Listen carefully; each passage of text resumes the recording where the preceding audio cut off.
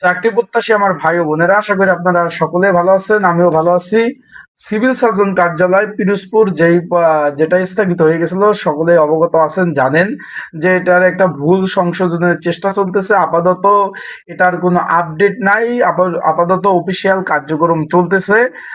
ভুল সংশোধন হলে পরবর্তীতে কিন্তু সঠিক তারা আপডেট পেলে খুব দ্রুতই তারা নোটিশ প্রকাশ করবে। পরীক্ষার ডেট এবং কবে পরীক্ষা হবে, এমসিকিউ পরীক্ষা হবে না লিখিত পরীক্ষা হবে, খুব শীঘ্রই তারা কিন্তু এই ডেটগুলো কিন্তু প্রকাশ করবে।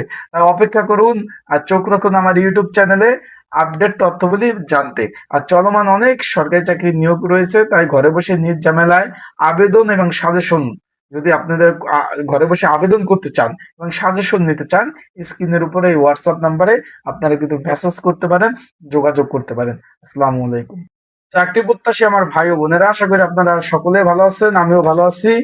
সিভিল সার্জন কার্যালয় পিরোজপুর যেটা স্থগিত হয়ে গেছিল, সকলে অবগত আছেন, জানেন যে এটার একটা ভুল সংশোধনের চেষ্টা চলতেছে। আপাতত এটার কোনো আপডেট নাই, আপাতত অফিসিয়াল কার্যক্রম চলতেছে।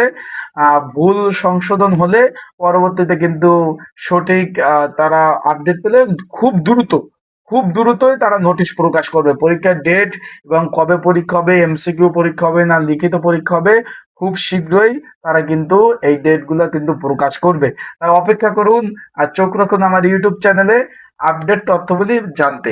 আর চলমান অনেক সরকারি চাকরির নিয়োগ রয়েছে, তাই ঘরে বসে নিজ ঝামেলায় আবেদন এবং সাজেশন, যদি আপনাদের ঘরে বসে আবেদন করতে চান এবং সাজেশন নিতে চান, স্ক্রিনের উপরে এই হোয়াটসঅ্যাপ নাম্বারে আপনারা কিন্তু মেসেজ করতে পারেন, যোগাযোগ করতে পারেন। আসসালামু আলাইকুম।